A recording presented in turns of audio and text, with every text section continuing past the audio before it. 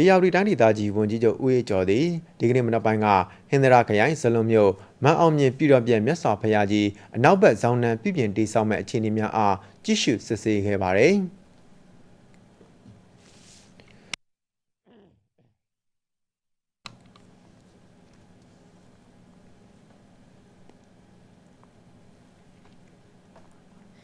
အဒီကာမတစင်တိုင်းဒေသကြီးဝန်ကြီးချုပ်နဲ့ဖွဲ့သည့်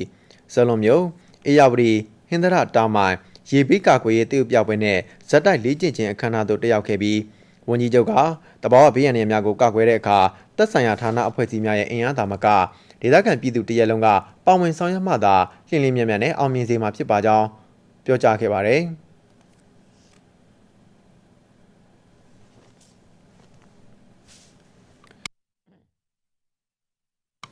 အဲဒီနောက်အရေးပေါ်ကာကွယ်ရေးနည်းလမ်းများအားတရုတ်ပြသခြင်းနဲ့အရေးပေါ်အခြေအနေစီမံခန့်ခွဲမှုအစီအစဉ်စီမံချက်အားဇက်တိုက်လေ့ကျင့်ခြင်းများကိုကြည့်ရှုအားပေးခဲ့ပြီးဝန်ထမ်းများအားစားသောက်ဖွယ်ရာများပေးအပ်ခဲ့ပါတယ်။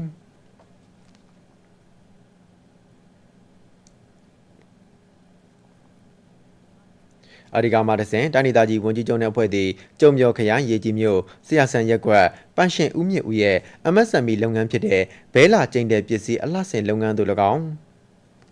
ရမထာနဲ့ရွှေကျိန်လုံးကျိန်ကျော်တဲ့ကျိန်ဦးလုံးနန်းပင်အမျိုးမျိုးရောင်းဝယ်ရေးလုပ်ငန်းအား၎င်းကြည့်ရှုအားပေးခဲ့ကြောင်းသိရှိရပါတယ်ခင်ဗျာ။